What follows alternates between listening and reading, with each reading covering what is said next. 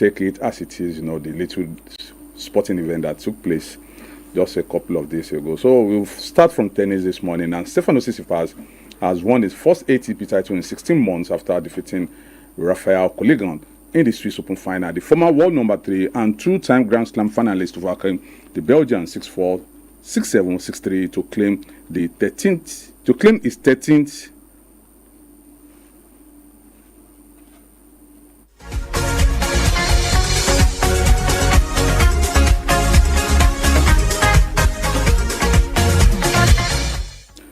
sorry for that break in transmission. He defeated the Belgian 6-4, 6-7, 6-3 to claim his 13th ATP title of his career. Tsitsipas' last title was the Dubai Open in March 2025, where he beat Felix Auger-Aliassime in straight sets. It was the 27-year-old sixth clay court title of his career, most notably winning the Monte Carlo Masters in 2021, 2022, and 2024. The 24-year-old Koligan, ranked 42 in the world, was competing in his first ever ATP final. And the Women's Tennis Association WTA is to require all players to undergo genetic sex testing in order to compete on the WTA tour.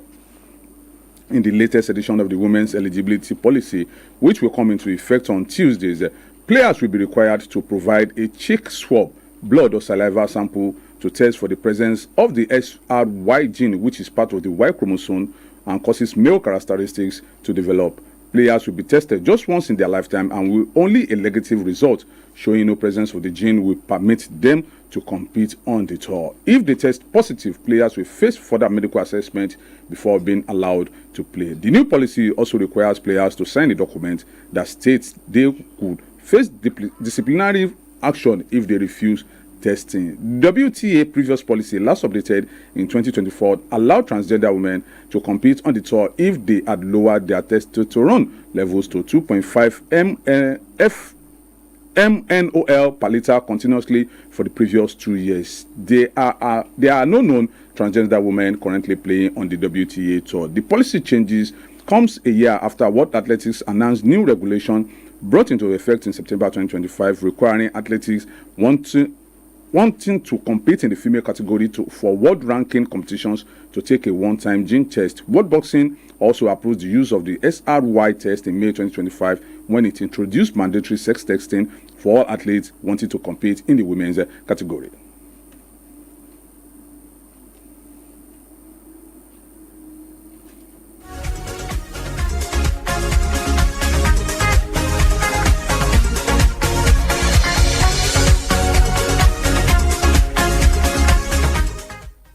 Anthony Joshua returns to the ring against Christian Prenga on Saturday in a warm-up bout for his planned super fight with fellow British heavyweight Tyson Fury. Joshua last fought in December when he beat Jake Paul with a devastating 6th-round knockout in Miami. Albanian's Prenga carries knockout power but has never established himself as a world-level contender in the heavyweight division. Joshua is just shy of 3 months older than Prenga, but their careers have followed very different paths. After winning gold at the 2012 Olympics, Joshua turned professional the following year and went on to become a 2-time heavyweight world champion. Joshua won each of his first 16 fights inside the distance in a run that culminated in him beating Charles Martin to claim the IBF title. His crowning moment was in 2017 when he stopped Vladimir Klitschko in the 11th round at Wembley to unify titles, adding the WBA belt to his collection. In 2018, Joshua outpointed Joseph Parker, winning by unanimous decision to claim the WBO title. Joshua tasted defeat for the first time against America Andy Ruiz Jr. in 2019, but earned revenge to reclaim the titles in a rematch. He was beaten in successive fights by Alexander Usyk in 2021 and 2022 before embarking on a 4-fight winning streak to earn the chance to become a 3-time world champion. However, fellow Briton Daniel Dubois, who held the IBF title, put on a career-best performance to beat Joshua by a 6th-round knockout in September 2024 at Wimbledon Stadium. Joshua returned to the ring in December 2025 and stopped YouTuber turned boxer Paul to take his overall record to 29 wins and 4 defeats, with 26 out of his victory coming by knockout.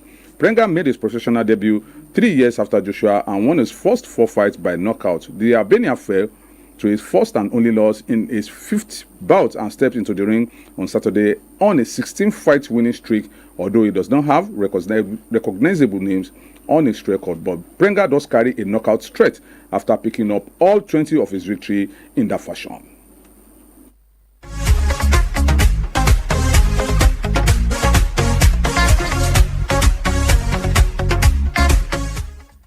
Team Nigeria's preparation for the 2026 Commonwealth Games have received a major boost, with national amateur coach Gabriel Opwana describing the training camp in Aberdeen, Scotland as the best he has experienced in decades of international competition. With the games set to begin in Glasgow tomorrow, 23rd of July, athletes are putting the finishing touches to their preparations in an environment where they praise for its quality, organization, and athlete-focused approach.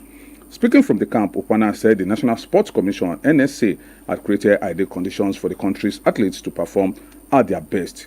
The veteran coach highlighted the high standard of accommodation, training facilities, and welfare arrangements, noting that the camp has been free of the logistical challenges that have often affected previous national team preparations. Athletes have been training in a calm and professional environment, supported by coaches and medical personnel and technical staff working to ensure every competitor is fully prepared ahead of the games. Opana also praised the NSA for prioritizing athletes' welfare, revealing that competitors have received their competition kits and daily allowance as scheduled. While commending the NSA for providing excellent preparation, the experienced coach stressed that the focus must now shift to delivering results on the field of play. And Nigeria heads into the Glasgow 2026 Commonwealth Games aiming to improve on its impressive performance at Birmingham 2022, where Team Nigeria won 35 medals, including 12 goals, and the NSA have now set an ambitious target of 20 gold medals as the country seeks one of its most successful Commonwealth Games campaign when competition runs from 23rd July to 4th of August.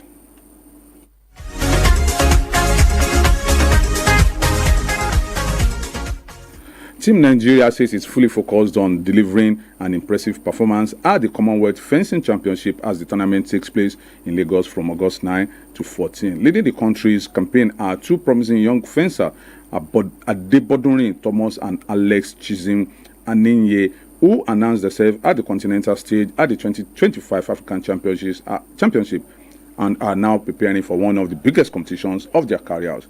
17-year-old Thomas, Nigeria's top-ranked female epi fencer, believes the championship will represent a higher level of competition but is confident in her preparation. And 19-year-old Aniye is equally motivated by the opportunity to compete before a home crowd and measure himself against elite international opponents.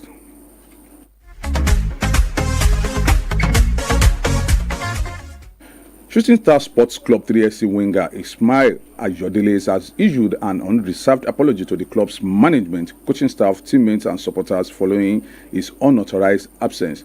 Ayodele, who had earlier been reported missing from the club's pre-season activities without official permission, returned to the team on Monday and has since resumed training with the Babylon-based side.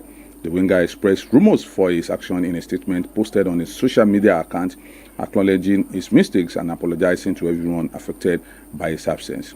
His return comes as Shooting Stars continue preparation for the upcoming Nigeria Premier Football League (NPFL) season, with the clubs expected to focus on maintaining stability ahead of the new campaign. The apology is expected to draw a line under the incident as Ayodele looks to rebuild trust with the club and concentrate on the season ahead.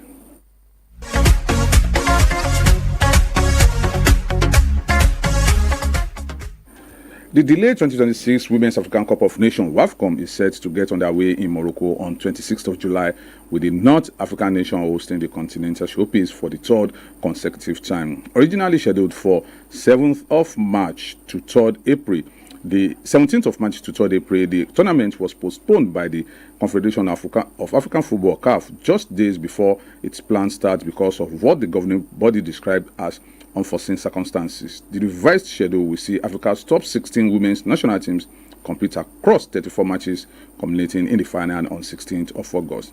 Beyond continental supremacy, this year's championship carries added significance as it also serves as qualification tournament for the 2027 FIFA Women's World Cup in Brazil.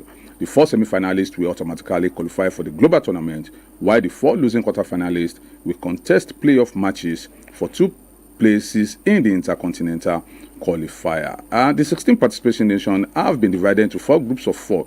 Host Morocco headline Group A alongside regional rivals Algeria, Senegal and returning Kenya. Defending champions Nigeria begin their quest for a record extending 11th WAFCON title in Group C, where they will face Zambia, Egypt, and tournament debutant Malawi. Former champion South Africa lead Group B with Ivory Coast, Burkina Faso, and Tanzania, while Ghana headline Group D alongside Cameroon, Mali, and first-time participant Cape Verde. The top 2 teams from each group will progress to the quarterfinal, and the Super Falcons have arrived in Morocco as defending champions and remain Africa's most successful women's national team with 10 WAFCON titles. Head coach Justin Madigo will rely on an experienced squad led by Captain Rashidat Ajibade, who was named the tournament's most valuable player at the previous edition, while 3-time goalkeeper of the year Chiamaka Nnadozie is expected to play a key role.